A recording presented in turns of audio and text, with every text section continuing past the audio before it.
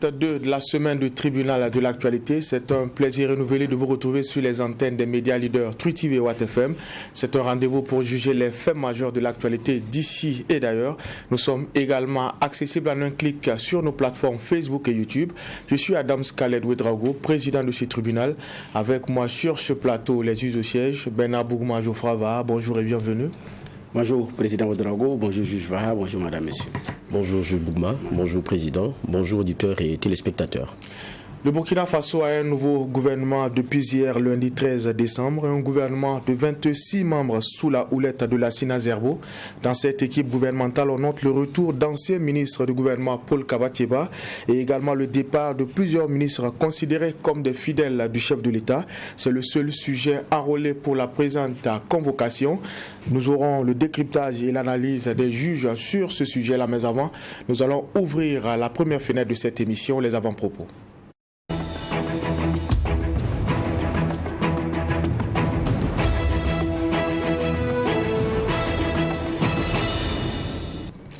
Et nous allons donner la parole au juge Va. Qu'est-ce qui retient votre attention pour cette deuxième convocation de la semaine du tribunal? Oui, merci Président. On a écouté avec beaucoup d'intérêt l'échange entre le président du Faso et les journalistes. Je pense que c'était au nombre de 3. C'était le week-end dernier.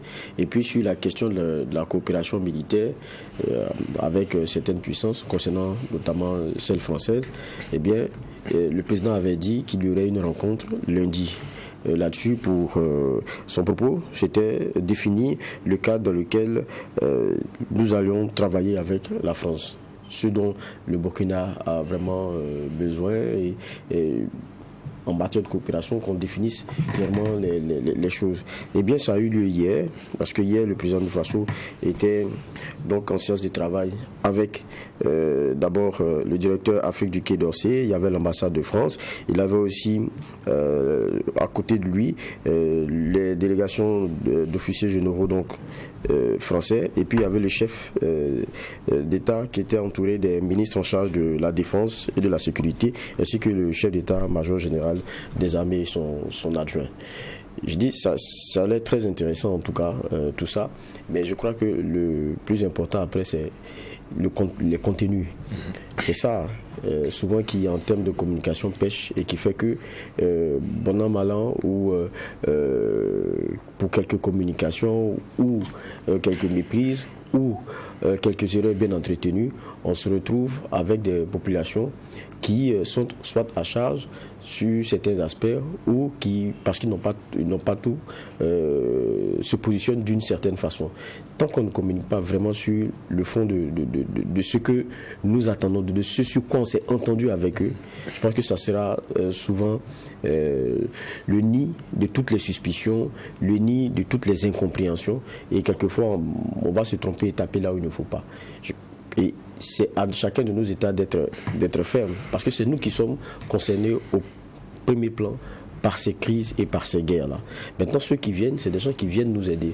On ne vient pas vous aider en vous obligeant à quoi que ce soit. Non, c'est selon les besoins que vous exprimez.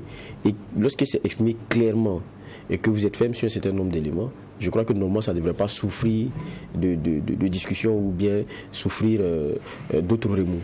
On espère que les choses ont été recadrées et qu'après, on en saura quand même un peu. Je sais qu'on ne va pas peut-être tout savoir parce qu'on sait comment ça fonctionne, mais que le peuple aussi en saura un peu. Et c'était mon avant-propos. Merci, Juge Va. Juge Bougma. Alors, mon avant-propos va concerner le Mali, la CEDEAO qui maintient sa pression pour le respect des délais par rapport à l'échéance de février prochain, mais un Mali également qui promet un calendrier électoral, une communauté internationale qui l'entend véritablement pas, effectivement, de cette oreille. Donc, c'est une crise, comme on appelle ça, c'est un regard que les deux entités n'ont pas. Donc, il faut des élections. Les Maliens sont d'accord, les autorités maliennes sont d'accord, mais à quand, c'est beaucoup là, effectivement, le problème. Ce qui est mis en jeu ici, ce sont des questions de souveraineté. Vous ne financez pas vous-même vos élections. C'est ce qui fait que celui qui finance les élections vous dicte une date et vous dit qu'il faut que ce soit ça, effectivement, à cette date-là. L'autre aspect, c'est qu'effectivement, les transitions ne devraient normalement pas durer.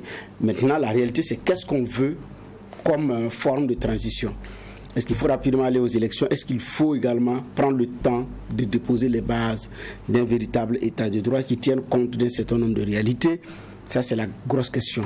Toujours est-il que le Mali n'aurait pas réussi certaines prouesses en termes de commande d'armes, en termes d'affranchissement de certains cercles, s'il n'y avait pas eu une transition et des hommes comme ces messieurs-là à l'appareil. Ce n'est pas forcément la transition. On a vu des transitions qui n'ont pas porté les mêmes fruits en termes de coopération et en termes de discours tenus, comme on appelle ça, parfois versés dans le populisme des dirigeants, parce qu'il y a eu la transition de Dioncounda Traoré qui était toute autre transition dans le même Mali.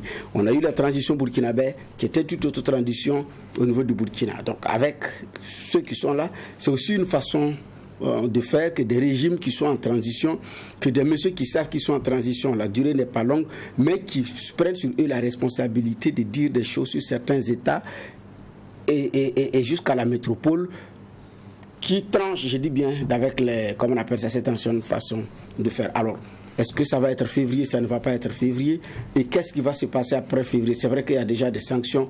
Bon, c'est la grosse interrogation. En tout cas, toujours est-il que c'est un Mali qui est très attendu par rapport à cette date-là. Deuxième avant-propos pour terminer, Cyril Ramaphosa, atteint de la maladie à coronavirus, le président sud-africain, alors qu'il a pris toutes les doses du vaccin contre cette maladie à coronavirus. Il n'est pas seul au monde qui a été vacciné et qui ont contracté la maladie. Et donc, la question également qu'on se pose, c'est par rapport à cette efficacité. Et c'est ce débat-là que beaucoup de scientifiques également ne veulent pas entendre parler, même comme on appelle ça au niveau du Burkinabé, parmi les autorités sanitaires, il y en a qui ne veulent pas qu'on évoque la question de l'efficacité. Mais c'est un élément important. Vous avez un vaccin qui a été très rapidement trouvé pour parer à toute éventualité contre une maladie qui sévit. Et en même temps, pour voyager, non seulement il faut fournir, même si vous êtes vacciné, vous présentez votre badge de vaccination, vous présentez un test PCR négatif que vous avez fait dans les délais et vous portez un masque. Mais à la fin, c'est un vaccin dont vous vous posez la question de pourquoi je me suis vacciné. Mais il faut pourtant aussi se vacciner. C'est vrai que ça ne protège pas à 100%. Bon, 70%, 66%. Si vous avez la chance, peut-être que vous êtes dans les marges de protection. Maintenant, dans les autres marges où vous n'êtes pas protégé parce que ce n'est pas à 100%, vous pouvez aussi également contracter la maladie. Donc, face à ces situations, que faire? À un moment donné où nous lançons une vaste opération de vaccination à outrance, puisqu'on a des chiffres à atteindre pour pouvoir les présenter à l'OMS. Merci pour ces avant-propos. Nous allons également dire merci à l'équipe de réalisation de cette émission, le Tribunal de l'actualité. Également, merci à l'ensemble des auditeurs et téléspectateurs des médias leaders Truth TV et OATFM pour votre constante fidélité. La fumée blanche est enfin sortie. On connaît les membres du gouvernement de combat de la SINA Zerbo. De 34 ministres, on passe à 26 ministres, soit 19 départs et 10 nouveaux venus. Alors, juge Vaha, quand on regarde un peu les nombres, est-ce que c'est suffisamment resserré à votre goût? Bon, l'essentiel, c'est pas forcément le nombre, mais c'est qu'on ait les résultats. Mais moi, je disais déjà sur le plateau, nos ministres nous coûtent cher, et si on peut, autant que peu se peut là, se donner un nombre de ministres plus restreint, ça va faire respirer un peu quoi qu'on dise, notre poche, nous tous.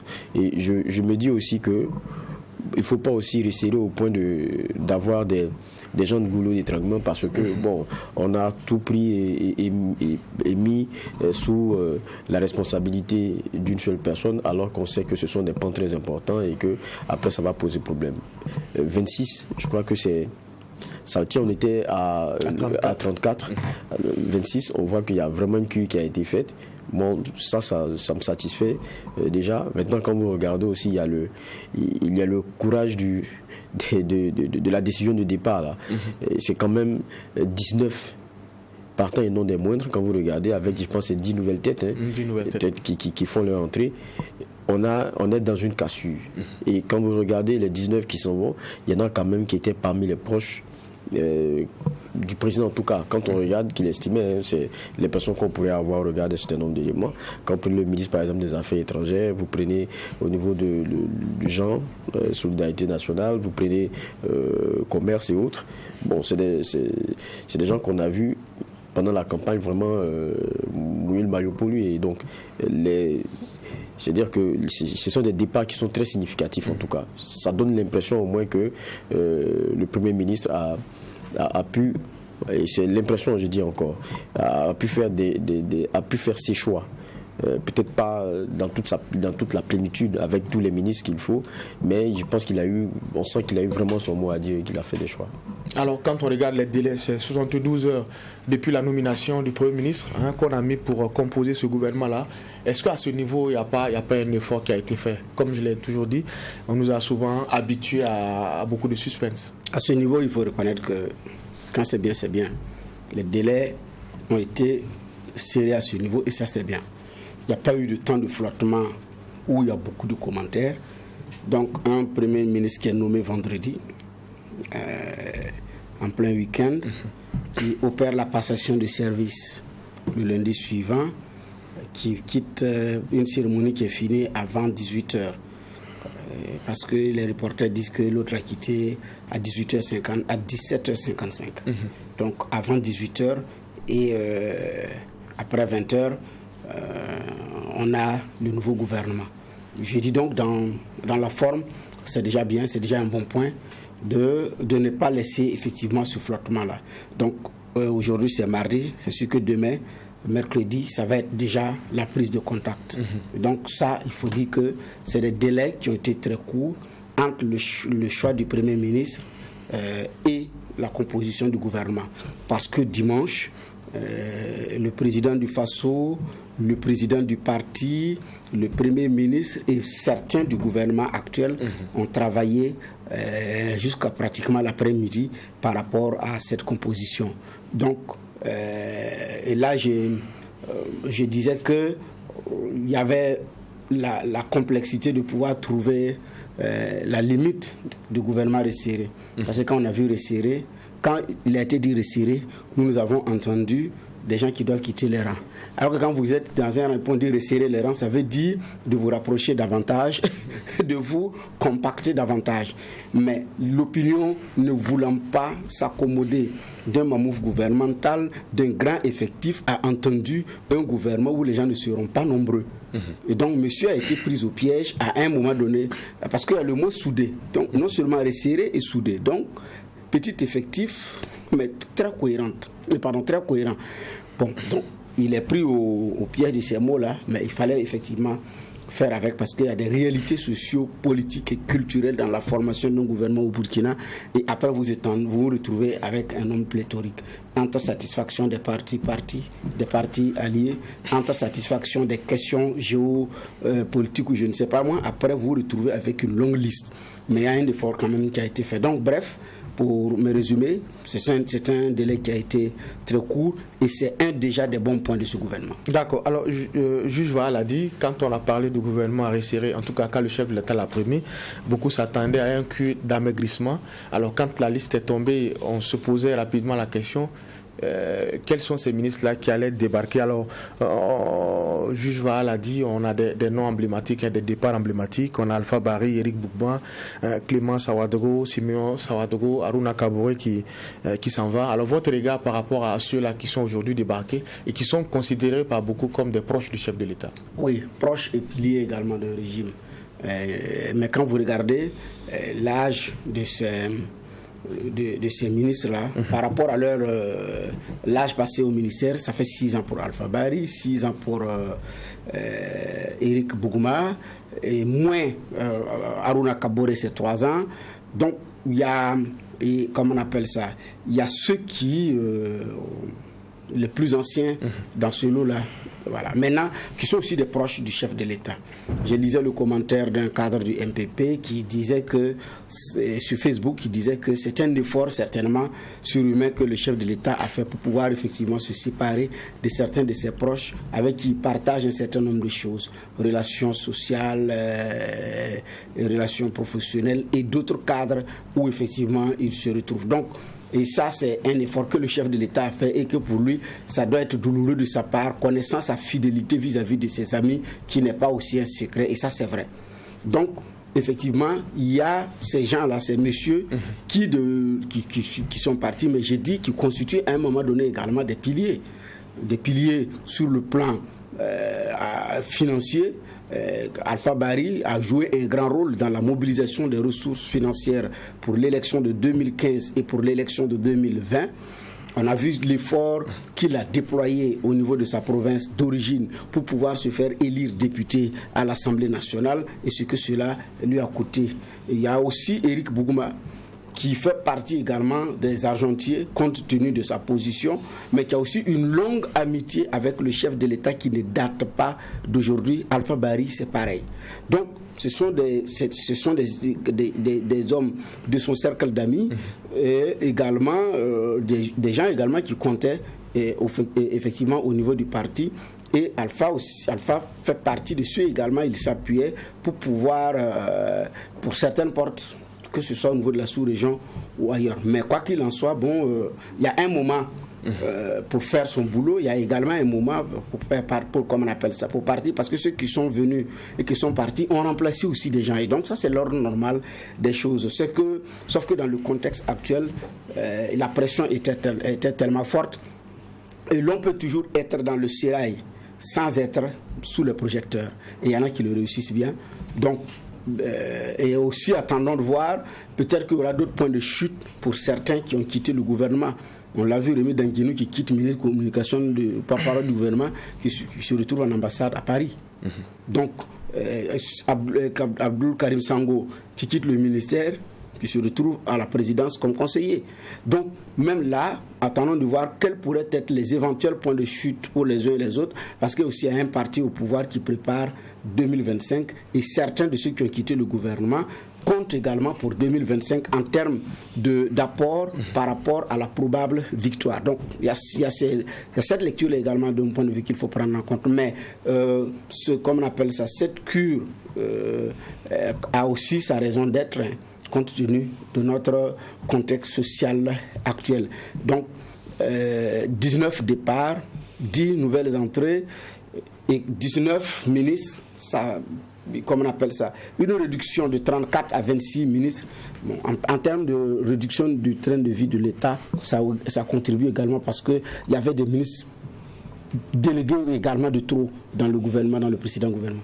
D'accord, on parle de 10 arrivées. Quand on regarde un peu la liste de ceux qui entrent dans le gouvernement, c'est vrai qu'il y a des visages, je dirais, très bien connus. C'est le cas de Rosine Coulibaly, de Ismaïla Ouedraogo. Quand on prend le cas de Rosine Coulibaly qui a eu à gérer le portefeuille en charge de l'économie et des finances, c'est vrai qu'on a vu un peu le contexte de son départ avec la crise au niveau du Minefid concernant le fonds commun, mais pour beaucoup, c'est une dame qui vraiment prouvait et montrait qu'elle avait de la ressource pour revenir dans ce gouvernement-là. Oui, mais je pense que cette dame, elle est restée dans la mémoire de beaucoup de Burkinabés comme quelqu'un qui est travailleur. Elle a été travailleuse et puis, pour moi, elle a fait bonne impression. Parce qu'en matière de gestion des hommes, c'est pas seulement une question il y a une question de fermeté et puis il faut être droit dans ses bottes sur quelquefois certaines dynamiques qu'on décide d'impulser. C'est vrai que ça n'a pas eu l'assentiment de tout le monde au niveau de son ministère, mais elle a tenté de faire bouger les lignes. Et puis il y a eu les tirs un peu en dessous de la ceinture où certaines informations la concernant, c'est-à-dire rémunération et tout, ont été balancées sur la toile, tentant de dire que bon, quand on veut rentrer dans certaines leçons, il faut soi-même donner l'exemple et tout, mais n'empêche qu'on retient d'elle quelqu'un qui a vraiment bossé. Et puis, vous rappelez que je suffirait aussi que lors de changements pour des positionnements comme Premier ministre, c'était un nom aussi qui circulait et puis beaucoup trouvaient que ça ne serait pas volé que de l'avoir nommé Premier ministre. Maintenant, on connaît nos présenteurs sociaux. Elle revient. Je pense qu'elle est bien partie, c'est pour ça aussi qu'elle revient. Et ce que je peux dire sur son sujet, c'est qu'on espère que... Parce que cette fois-ci, c'est plus la même chose. Hein. C'est maintenant les questions de diplomatie, c'est défendre le Burkina ailleurs, avec ses intérêts et puis travailler aussi avec le carnet d'adresse de faire bénéficier tout cela en termes de rayonnement pour le pays. Maintenant, quand on regarde, vous parliez de ces nouveaux visages, mais il y a beaucoup, je pense qu'il y a au moins 2 SG qui remplace leur ministre en fait. Quand vous regardez au niveau des infrastructures, je pense que celui qui vient, il était le secrétaire général de Eric Boumba. Et puis quand vous regardez aussi au niveau de, si ma mémoire est bonne, celle qui remplace par exemple Dame Marshall, je pense que c'était son SG. Et elle, par contre, par exemple, il y a un petit problème, c'est Madame Fatih Ouedraogo. Si ma mémoire est bonne, quand elle était nommée SG, il y avait même des soucis au niveau du ministère parce qu'elle allait à la retraite. Et certains ont trouvé que c'était un peu incongru. Bon, voilà que ramener de la retraite à SG mon ministre, je ne sais pas comment ils vont se gérer là-bas. Bon, mais je pense aussi qu'au fond, quand vous regardez, c'est moins pour... ça tient plus d'envoyer du sang neuf que de se dire qu'il y a des visages qui sont le symbole de l'échec, donc il faut le faire partir. Je ne pense pas que ça a été vraiment ça. C'est que les Burkinabés avaient besoin quand même du sang neuf. On s'est dit, mais ça ne peut pas pendant 6 ans tourner autour de... Regardez quand vous prenez quelqu'un comme M.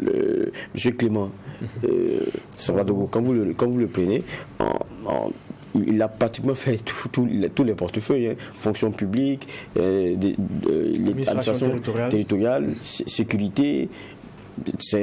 Il a donné ce qu'il pouvait aussi et puis on sait que dans le parti c'est quand même quelqu'un qui compte, un classique. Avec ces départs-là, ça donne l'impression qu'on est dans une vraie cassure. C'est la lecture que je peux faire. D'accord. Alors concernant Dame Coulibaly, c'est vrai, on l'a dit, de l'économie aujourd'hui arrivée au gouvernement pour prendre en charge les questions de diplomatie. Alors pour beaucoup, c'est une première fois qu'on voit une dame à ce poste-là. C'est quand même une avancée, c'est un symbole. Oui, c'est tout un symbole à ce poste, à ce niveau de responsabilité, parce que ça engage beaucoup être ministre des Affaires étrangères en termes de déplacement, en termes de pression et en termes de savoir-faire avec l'équipe qui est là. Ce qui fait que si vous n'êtes pas libre, et puis si vous êtes jaloux de votre temps, donc de liberté, ce n'est pas effectivement évident. Un des compatriotes qui ont des problèmes à régler, et l'image d'un pays à préserver, des contacts à nouer et des rencontres à avoir, des négociations à faire, ce n'est vraiment pas une chose aisée. Donc Rosine Coulibaly qui remplace Alpha Bari, qui a l'avantage d'être un produit du système des Nations Unies. Donc revenu du système des Nations Unies, réparti au niveau du système des Nations Unies quand elle a fini au niveau du ministère de l'économie. Donc, de mon point de vue, je pense également que ça doit être certainement sous l'instigation du nouveau Premier ministre, qui est un produit de l'international, certainement qui voudrait avoir également quelqu'un qui a une expérience à l'international, mais qui a une expérience à l'intérieur. Parce que pour avoir géré dans des conditions qu'on connaît, le ministère de l'économie et des finances, elle a beaucoup appris par rapport à l'administration burkinabé, beaucoup appris par rapport aux réalités politiques et beaucoup appris par rapport à un certain nombre de choses à faire. Et donc ça lui donne davantage de pouvoir regarder avec recul les erreurs commises, renforcer les points forts engrangés et pouvoir naturellement dans le cadre des négociations éventuelles avec les partenaires sociaux ou les partenaires à l'international être d'un bon apport. Donc je pense que c'est ce qui a plus ou moins pesé. Donc c'est aussi une ministre dont beaucoup de Burkinabés ont regretté quand même le départ, qui a aussi l'étoffe d'un Premier ministre. Donc je pense que l'un mis dans l'autre, cela a contribué à ce que Rosine puisse revenir. Et il était nombreux qui avaient regardé et qui disaient ce n'est pas qu'elle n'est pas partie, quoi qu'il en soit, Rosine reviendrait par rapport à ce qu'elle avait donné à voir au Burkinabé. Donc ce n'est pas pour lui jeter les fleurs, ce sont des actions qui parlent pour elle. Mais elle revient rejoindre 2 autres personnes qui étaient avec elle sur le plan des négociations en ce qui concerne soit le MINFIR ou les autres ministres ou les autres ministères. Il s'agit du professeur Ouaro qui est resté, il s'agit du professeur Sini Ouedraogo également qui est resté. Donc en réalité c'était le trio des négociateurs qui menaient les négociations, et quand à l'arrivée de l'actuel ministre de l'économie et des finances, Lassana Kaboré, ils se sont vus couper l'herbe sous les pieds par rapport aux négociations qui étaient en cours. Ça fâchait. Et puis, bon, certains d'entre eux ont voulu plier bagage et quitter le gouvernement parce que ce n'était pas élégant ce qui s'est passé. Donc, la suite et l'histoire ont en partie donné raison à ces messieurs-là. Donc, elle revient, donc, elle complète encore ce puzzle-là à un moment donné qui était là. Alors, qu'est-ce que ça va donner en termes de réalité? Qu'est-ce que ça va donner sur les questions de négociation? Est-ce qu'il y a des sujets qui vont être encore ramenés sur la table? Là, effectivement, on attendra de voir. D'accord. Alors c'est vrai qu'il y a la question de ceux qui sont partis, on a aussi les nouvelles têtes, mais à ceux qui sont restés, on prend par exemple Zéphirin Diabré. Pour beaucoup, c'est pas surprenant qu'il reste dans ce gouvernement-là, au regard de ce qu'il a comme mission, la réconciliation nationale, et avec ce qui a été jeté comme base. Quand on écoutait le président du Faso s'expliquer le week-end sur la question de la réconciliation, il a salué le travail de Zéphirin Diabré. Il ne s'est pas en tout cas caché derrière les mots pour dire qu'il était satisfait de ce qui était en train d'être fait sur ce chapitre-là. Donc, en filigrane, on voyait déjà que M. Diabré allait être maintenu. Et pour moi, ça n'est aussi que logique, parce que c'est vrai que le président a pris ses engagements et tout. Il a fait de Diabré celui qui serait le fer de lance de cette dynamique-là. Il l'a rattaché directement à lui, parce que directement rattaché à la présidence. Donc, c'est pas en cours et puis il y avait de grands rendez-vous qui devaient se faire même, je pense que c'était qui ont été reportés. Donc, il a travaillé sur ces éléments-là depuis. Et puis quand vous regardez aussi au fond, il n'est pas l'objet de beaucoup de critiques, quoi qu'on dise. Quand on regarde le gouvernement qu'on avait sous Dabiré, le dossier qu'il a, c'est vrai que c'est un dossier qui est très important, parce qu'il y va de la capacité donc de chacun à s'apaiser et donc de construire un Burkina nouveau ensemble. Donc c'est quelque chose de très important, et il fallait quelqu'un qui ne soit pas clivant et qui ait eu ce relationnel avec la plupart des gens acteurs de notre scène politique pour pouvoir mener cela bien. Et quand vous regardez Zéphirin Diabré, il a été avec Blaise Compaoré à un moment donné. Après, il a créé son parti.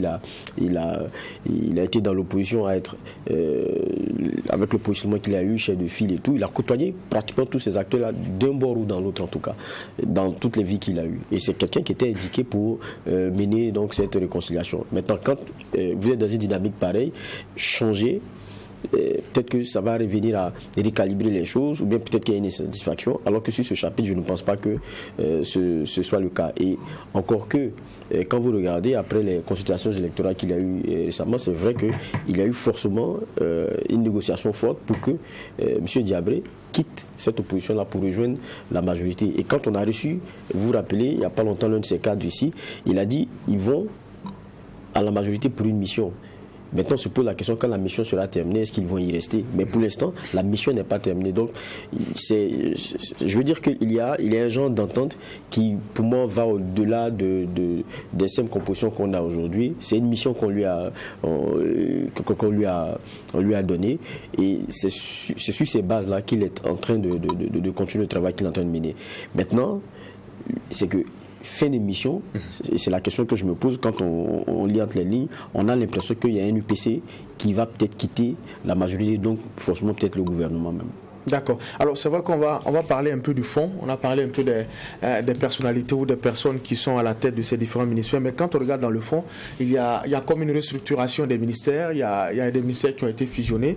On prend par exemple l'agriculture et les ressources animales qui sont aujourd'hui fusionnés. On a le ministère des Sports et l'Emploi qui font aujourd'hui corps. On a le ministère aujourd'hui, quand on regarde un peu ces fusionnements-là, déjà, un mot par rapport à ça, la dénomination même des ministères, pour répondre à cette exigence-là, avoir un gouvernement resserré.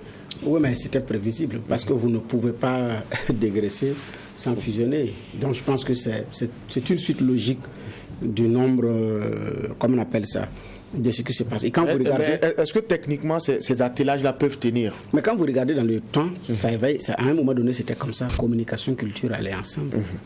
Mine, énergie, aller ensemble.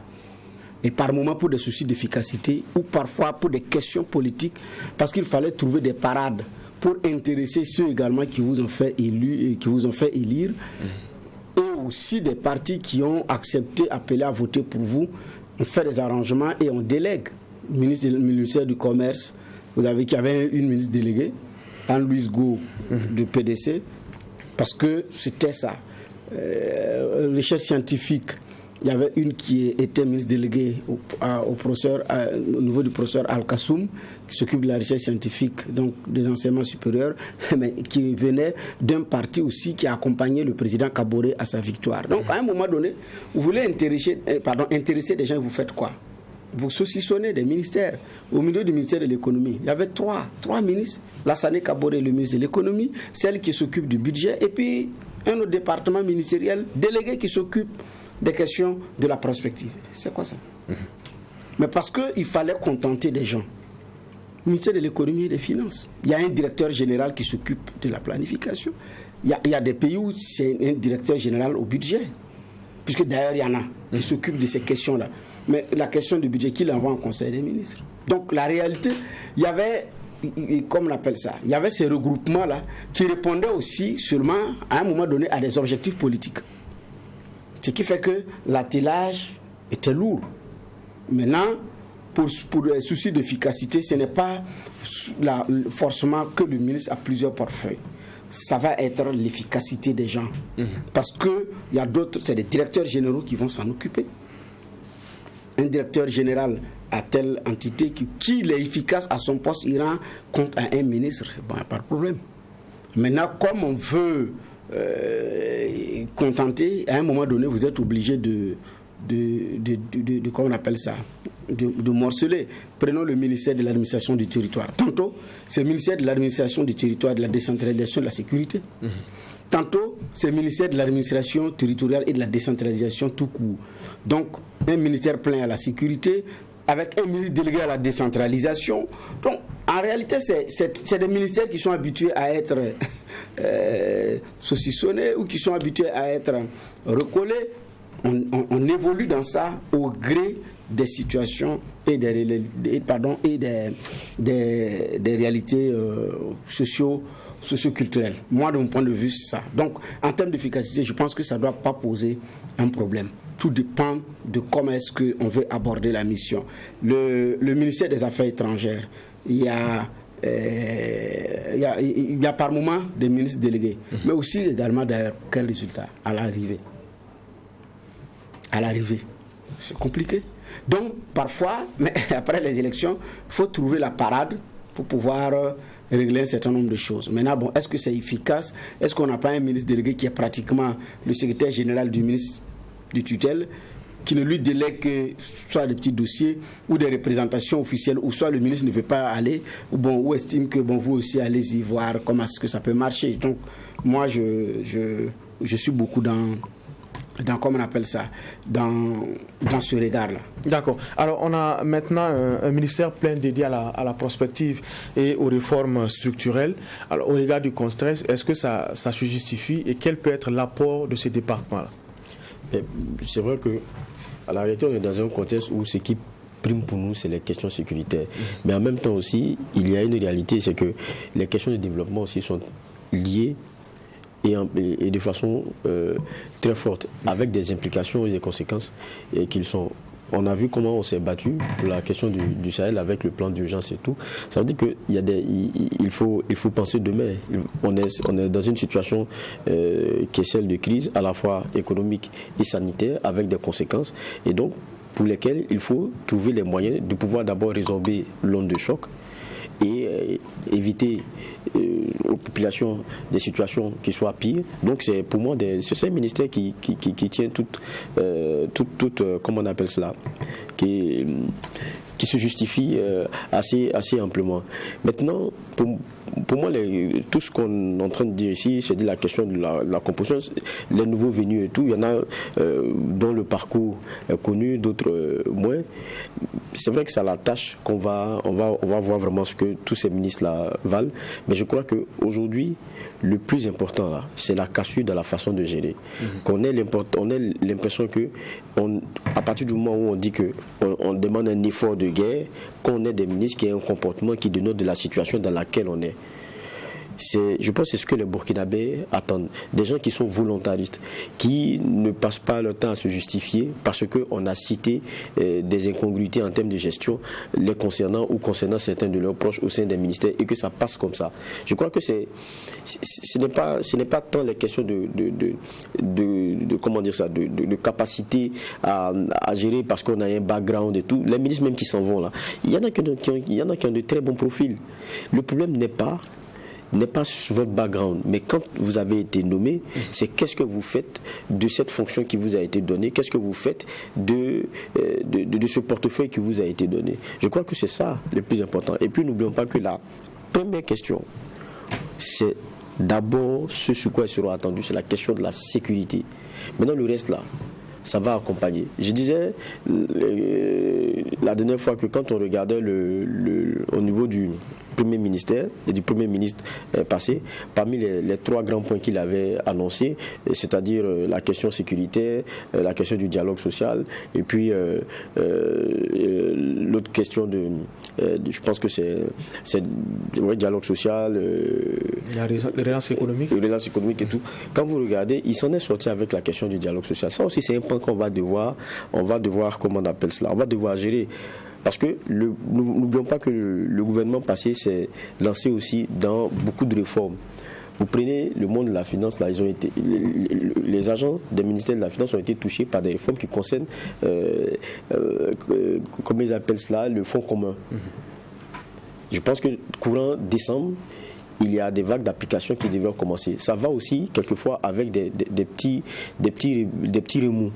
Même on est habitué aussi avec le monde syndical qui est aussi responsable et qui regarde la situation, qui attend aussi du gouvernement de respecter un certain nombre d'engagements qui ont été pris, mais regardant la situation sécuritaire, décide de mettre un peu bas la tête. Donc ça aussi, c'est des fonds qu'on va devoir gérer à un moment donné. Parce que les gens ne vont pas aussi attendre, se dire que bon, écoute, on est en guerre, mais il y a des engagements que vous avez pris. Qu'est-ce qu'il en est aujourd'hui? Il va falloir que le gouvernement qu'on a là nous montre un visage différent de celui d'avant pour d'abord sa collégialité et puis nous donner l'impression qu'ils sont en rang serré ensemble. Moi, je prends un aspect très simple. Quand vous vous rappeliez de la question du bac et de sa réforme, quand le ministre Ouattara était en train de se défendre, vous avez à côté le ministre de l'enseignement supérieur, lui qui était assis. Et à un moment donné, quand on cherchait à comprendre, on a appris qu'il y avait une rencontre entre les deux ministres pour qu'on ait un genre de communication qui ne soit pas contradictoire. Ça veut dire que on sentait une certaine gêne à un moment donné. Ça, ce n'est pas des choses qu'on veut voir dans le gouvernement qu'il y a aujourd'hui. Ou, bon, peut-être le malheur, l'inconfort de l'un, bon, fait rire l'autre. Non, c'est ensemble qu'ils vont réussir, mais c'est ensemble qu'ils vont échouer. Ce qu'on peut souhaiter pour le Burkina, c'est que ces messieurs-là arrivent à relever en tout cas ce défi et puis à nous amener à nous donner quand même un peu plus d'espoir. Parce que c'est ce que les Burkinabés attendent. À un moment donné, on se regardait et puis on se disait, mais est-ce que ceux-là, ils bossent pour nous? C'est ce changement-là qu'on veut avoir. Des ministres qui donnent l'impression d'aller au charbon et qui surtout ne laissent pas des questions de gestion, comment on appelle cela, le type de gestion où on parle de corruption ici et puis ça passe. C'est ce que les Burkinabés ne veulent pas. Sinon on va beau parler des capacités des uns et des autres, on va parler de leur CV. C'est quand ils vont commencer leur probité et leur volonté là, c'est ça qu'on va juger à la fin. D'accord. Alors, Ousseini Tamboura, en plus de la communication, doit gérer le ministère de la Culture, mais le porte-parole du gouvernement revient à Alkasso Maïga. Est-ce que vous comprenez un peu ce changement-là? On est dans une situation de crise. Alors, communication de crise, souvent ça crée des vagues sur les réseaux sociaux par rapport à telle et telle sortie.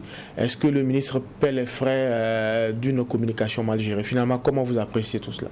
Bon, est-ce qu'il paie les frais d'une communication mal gérée? Je ne sais pas, mais ce que je sais, c'est qu'il y a des ministres à un moment donné qui ont refusé de s'assumer et monsieur est allé assumer à leur place. Peut-être qu'il a dit, je ne continue plus.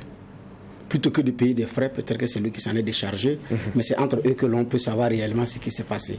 Mais quoi qu'il en soit, effectivement, monsieur Tamboura qui avait bien démarré, parce que ses premières sorties ont été très bien appréciées, même sur les médias internationaux. Ça a été très bien apprécié par rapport à sa maîtrise des sujets, son sang-froid, et puis à sa façon de le dire. Maintenant, porter la parole d'un gouvernement dans une situation de crise, ce n'est pas aussi facile que cela. Ce n'est pas une chose aisée. Ou vous l'assumez fort, et vous assumez clairement, comme Lambert Mende en RDC, c'est l'un des exemples du continent, fidèle jusqu'au bout, qui a accepté de prendre des coups et qui s'en en foutait. Que ce soit vis-à-vis des pays africains, vis-à-vis des hommes politiques de l'opposition congolaise ou vis-à-vis de la métropole, Lambert Mende ne faisait pas dans la dentelle. Il avait son style à lui et il ne passait pas par... il y allait sans effectivement coup férir. Mais c'était le choix de M. Mende. Alors ici, est-ce qu'ils ont estimé que c'est mieux de changer compte tenu des dernières implications, ou c'est monsieur qui a convaincu qu'il ne voudra plus porter cette parole et le choix a été fait sur la personne de Alkasso Maïga, qui également a une belle prise de parole quand même. Donc c'est pas quelqu'un qui fuit la parole, qui sait parler. Maintenant, entre savoir parler, pouvoir contenir ses nerfs à un moment donné face à une forêt de micros, savoir quoi dire à un moment donné, ça souvent ce n'est pas évident. Je dis bien dans des pays où nous sommes pratiquement dans une situation de crise. Parce que quand les crises commencent, beaucoup de problèmes commencent pour le porte-parole du gouvernement, qui à un moment donné, le rempart, qui à un moment donné accepte sortir, dit des contre-vérités qui peuvent le rattraper, mais c'est sa fonction qui l'exige, ou qui peut également commettre des dérapages. On a vu les dérapages de Alain Edouard Traoré au Burkina. Plusieurs dérapages ont été faits sur le continent à part des porte-paroles du gouvernement. Mais quand vous êtes un porte-parole en temps de paix, souvent ça va. Mais en temps de crise, ce n'est normalement pas vous seul, parce qu'il y a toute une équipe derrière qui travaille. Et face à une administration burkinabé et des personnalités burkinabées peu inclines à prendre la parole, sauf quand il s'agit d'assemblée générale d'un parti politique ou du meeting d'un parti politique, ou bien pour venir sur un plateau télé, dire des choses de façon résumée, de façon simple, qui concernent son département. En dehors de cela, c'est terminé. Maintenant, quand il y a une crise, même si son département est concerné, il va se battre pour ne même pas aller devant les médias. Il dit ce qu'il y a. Dans cette crise, on l'a observé. M. Tamboura a joué des rôles qui n'étaient pas les siens. Parce qu'il y en a qui ont désisté à la dernière minute. Il y a quelqu'un qui dit, comme vous êtes le porte-parole, assumez tout. Donc, il y a effectivement cette réalité. Alors, le professeur Alkasso Maïga, enseignant, sociologue, je dis bien en tant qu'enseignant et sociologue, ce n'est pas une difficulté de prise de parole qui doit se, comment on appelle ça, se poser. Bien formé dans les structures de gauche, ancien cadre syndical, donc qui a certes maîtrise de la cartographie sociale et politique. Ça, on ne peut pas lui dénier ça. Donc, pour ceux qui l'ont déjà entendu, que ce soit à l'oral ou bien dans des discours officiels par rapport à ces prises de parole, note 1, le courage d'aller au-delà de certaines choses, je l'ai entendu plus d'une fois sur des aires d'intervention autres que politiques. Et c'est pourquoi je le dis. Je l'ai écouté à l'université de Koudougou. Tout récemment, il était au CGD. Je l'ai écouté. Donc, qui à un moment donné aussi n'a pas sa langue dans sa poche quand il s'agit effectivement de dire un certain nombre de choses. Mais tout ça, c'est bien. Mais dans une situation de crise, si on vous lâche seul, si on vous laisse seul et que les autres ne collaborent pas, ça va être très, très, très difficile.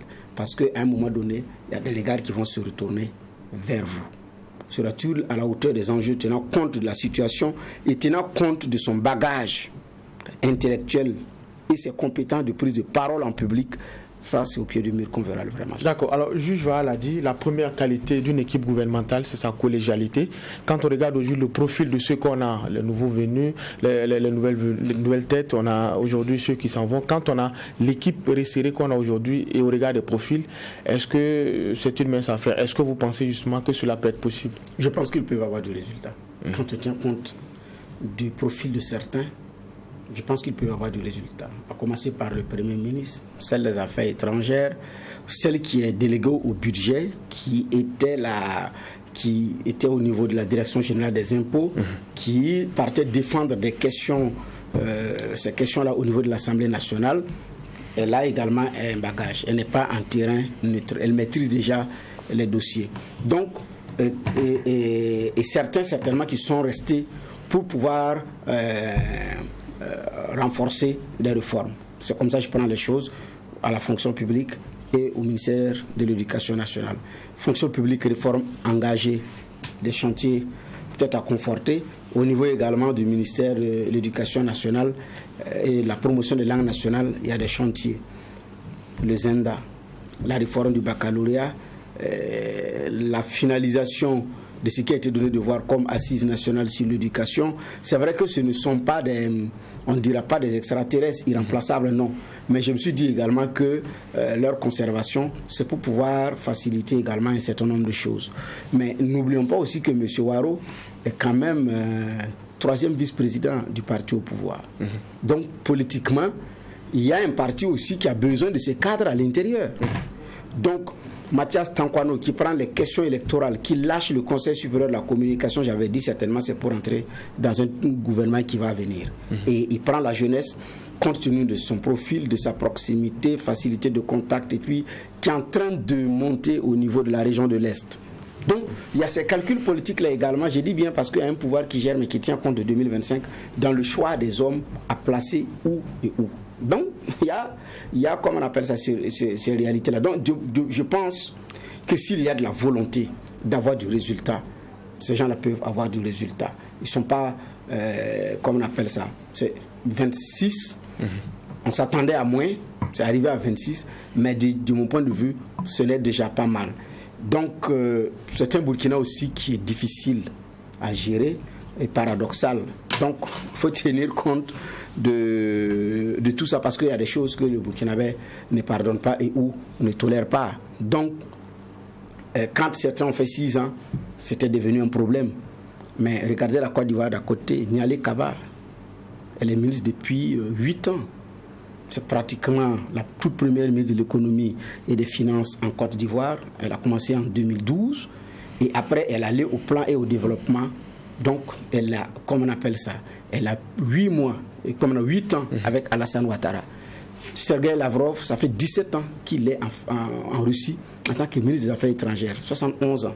Jean-Yves Le Drian, 9 ans dans le gouvernement, 5 ans avec 5 ans passés au ministère de la Défense avec Hollande, 4 ans dans le gouvernement actuel et 4 ans passés au niveau des affaires étrangères, pardon. Ça fait 9 ans qu'ils sont sur la brèche.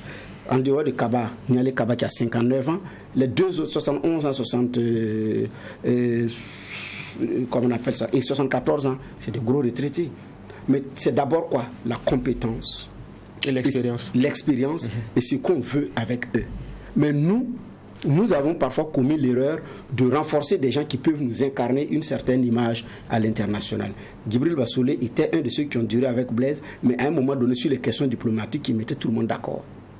Et un État, ça se repose sur des piliers. Lavrov était là bien avant Poutine. Poutine l'a conservé, il est parti, comment il s'appelle, l'autre est revenu. Medvedev est venu conserver, il est reparti, et puis Lavrov est toujours là. C'est l'image de la Russie. Le Drian, c'est pareil. Nous, on n'a pas encore atteint ce niveau parce que le Burkina a une lecture sociale et politique qui est différente. Parfois aussi, c'est l'efficacité des hommes et aussi des malversations à un moment donné qui les rattrapent. Et puis bon, quand c'est comme ça, vous quittez la brèche. Parce qu'il y a ces réalités-là aussi. Ce n'est pas que vous n'êtes pas efficace, mais si à un moment donné, vous prenez des écarts avec les questions de gestion, ça va vous rattraper. Donc, est-ce qu'il peut avoir du résultat? Oui. D'accord. Alors le casting a été fait, la liste des ministres est maintenant connue, mais la grosse question, ce que beaucoup de Burkinabés se posent, c'est le leadership du chef d'orchestre qui est aujourd'hui le Premier ministre Lassina Zerbo. Hier, il a officiellement pris fonction. Il a également fait par la même occasion sa première déclaration officielle. Quand vous regardez dans les grandes lignes, est-ce que vous le sentez les épaules assez larges pour porter justement ce nouveau gouvernement? Ce qui est bien, c'est que la situation dans laquelle on est là, c'est un fond que le Burkina a touché, notamment avec Inata. Et on a été très secoué. Et en la matière, j'ai dit, le plus important, c'est de donner de l'espoir. Le monsieur, quand on regarde son CV, on sait ce qu'il est. Avec le TICE, c'est pas tout le monde qui y est. Et avec avec ce qu'il a comme carnet et tout ça, c'est très intéressant. Maintenant, comme disaient quelques d'autres, c'est qu'il y a la façon dont fonctionnent ces institutions internationales où les choses sont déjà bien calibrées. Et puis il y a notre administration ici, quand vous y venez, qui a sa réalité, que vous devrez travailler à réformer et dont certaines pesanteurs, si vous n'êtes pas habitué, vous choquera ou bien vous fera rentrer dans des moules ou dans des carcans qui ne vont pas vous permettre une meilleure expression de ce que vous avez comme, dans votre fonds comme capacité et autres.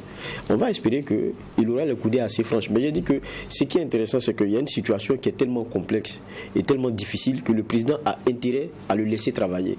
Et quand je dis a intérêt à le laisser travailler, c'est parce que tout est aussi à la fin rattrapé aussi par du politique. Et souvent, c'est quand on y met trop de ces intérêts-là qu'on finit un peu par gâcher certains élans. Il faut qu'il ait les coudées franches pour pouvoir, à la fin, s'il a échoué, être le responsable de cela, et s'il a réussi, d'avoir été celui qui a porté cela parce qu'il a fait les choix qu'il fallait. Mais déjà, quand on regarde par la composition, comme j'ai dit à un moment donné, de son équipe, on sent qu'il a eu vraiment son mot à dire et qu'il a dû impacter dans les choix. Maintenant, c'est au pied du mur qu'on connaît le maçon. L'équipe est le constituée. Nous, on va commencer à regarder quelle rigueur on met dans le traitement des dossiers, quelle rigueur on met dans certains engagements qui sont pris très souvent, train de vie de l'État, ceci, cela. Le président a déjà lancé pour moi les grands jalons. Corruption, la question sécuritaire, il faut renforcer un certain nombre d'éléments. Et puis il y a la leçon que chacun, en tant qu'autorité, ces missions qu'il a, doit donner en termes d'exemple et tout. On les regarde, on croit en eux et on espère qu'on ne va pas, dans le fond dans lequel on est, commencer à creuser un trou encore, mais qu'on va petit à petit chercher à partir de l'avant. Mais je pense que dès qu'on a donné ce nom-là, comme c'est un nom qui revenait très souvent, ça n'a pas fait beaucoup de polémique. Mais tout le monde attend de voir comment est-ce que les choses vont se faire après. Analyse de la composition du nouveau gouvernement Lassina Zerbo, c'est le seul sujet enrôlé pour la présente convocation. Merci, messieurs les juges, pour les différentes clés de lecture justement sur cette actualité-là. C'est ici qu'on va mettre un point final à la présente convocation et se donner rendez-vous demain pour la même mission, poser un regard critique sur l'actualité.